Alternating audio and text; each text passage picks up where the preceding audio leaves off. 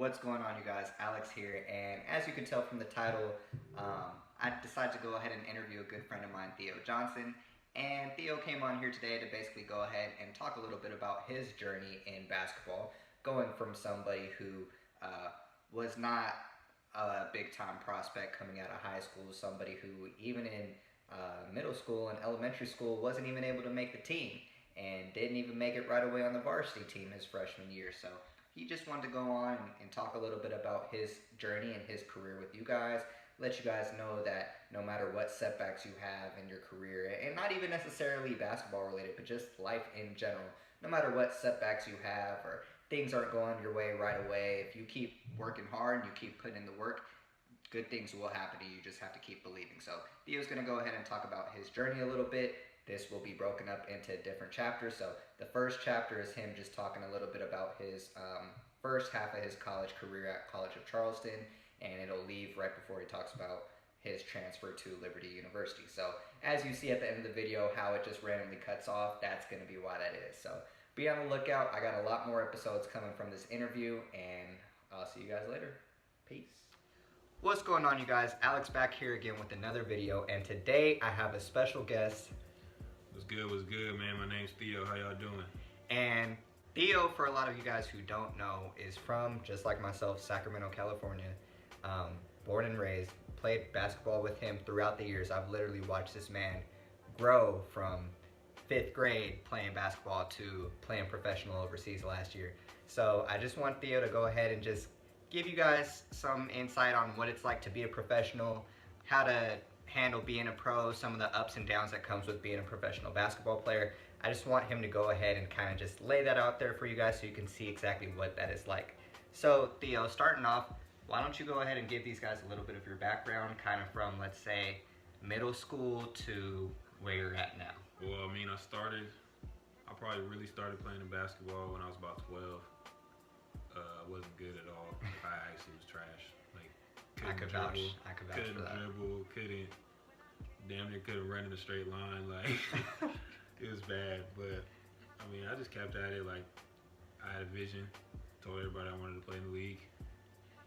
Didn't let anybody come between that necessarily. I had people try to stop me here and there, especially once I got to college. Like, so for you, at what age did you feel like you really had a chance to actually do something with basketball, like go pro in the NBA or overseas or just anything? At what age did you thought it in your head, but at what point did you start to see results that made you think, okay, I can actually do this for real and really get paid for doing this?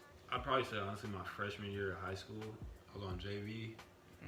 I averaged like 25, and I wasn't even playing the position I was supposed to play. Like, I'm a guard now, but I was playing they had you at 4, yeah. I was playing like the 4 or 5. I remember. I was like 6'5", but I still averaged like 25. You guys, I remember, because we went to rival high schools. I went to Laguna and he went to Franklin.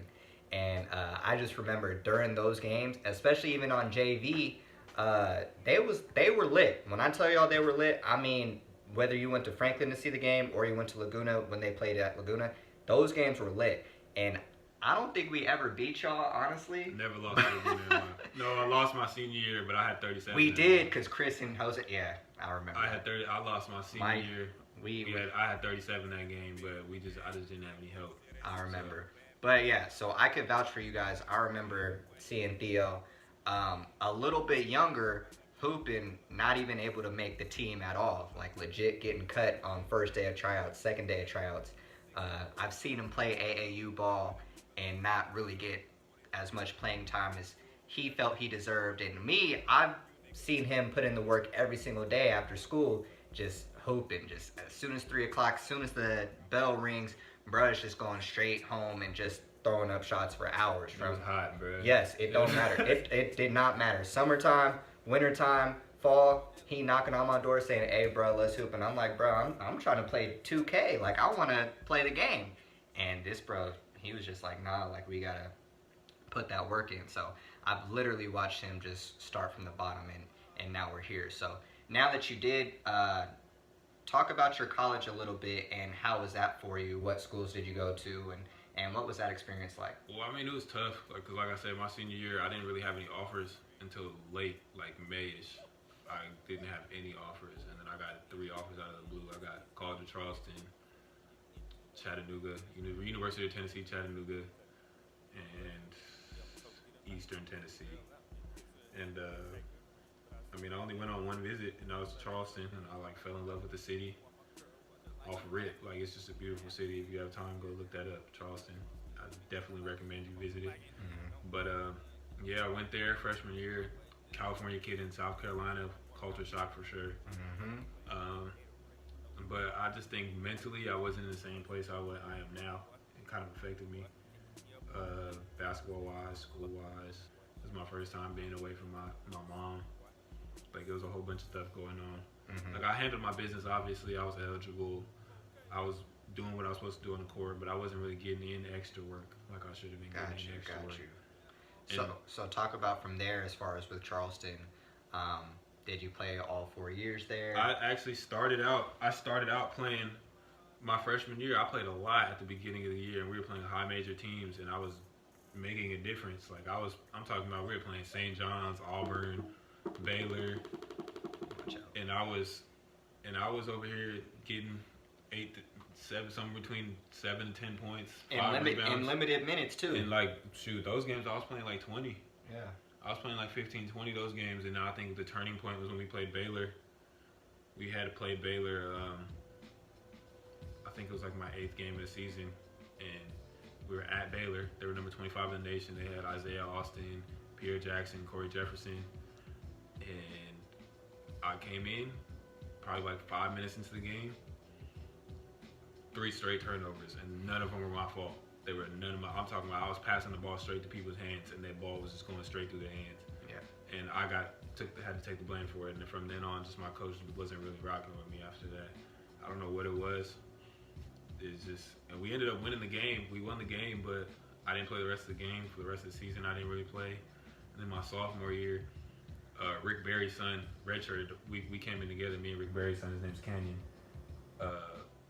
He redshirted that our freshman year though, and came in our sophomore year, and our coach played him more over me and told me basically he wanted me to redshirt my sophomore year, and I'm just like, how would I redshirt my sophomore year? Yeah. After I was a productive player my freshman year, like, and from then on we just didn't see eye to eye.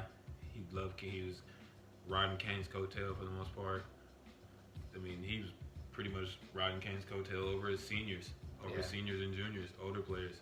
And I love Canyon. That's my boy, you feel me? Like, to the day I die, Canyon will always be my guy, man. We was just talking the other day, matter of fact. And after that season, he told me he's not going to renew my scholarship and didn't give me a reason.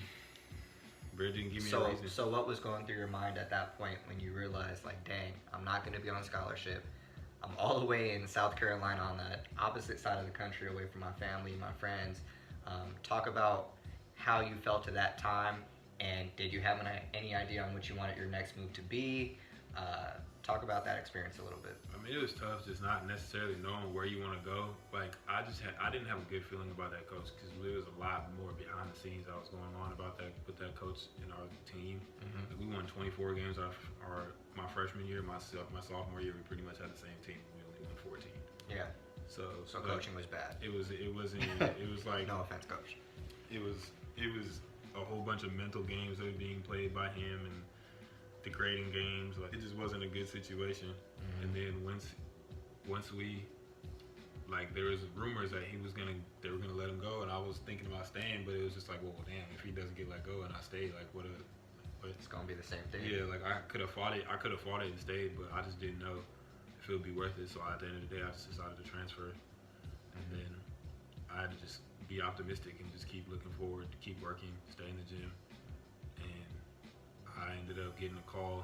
My girlfriend at the time's best friend's dad was real connected with, like, ESPN and things like that, and he kind of put in a couple calls for me and my assistant coach, who's now at Texas A&M. All our assistants moved up and went to better places. Like, one is at Texas A&M now, the other one's at Florida for the Gators, and that's how Canyon actually ended up going to Florida and playing there. Okay. So yeah, but yeah, Amir was real instrumental with it. He had a connection with one of the assistant coaches at Liberty University.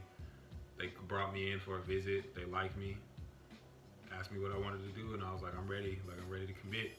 Ended up committing, and the rest is history.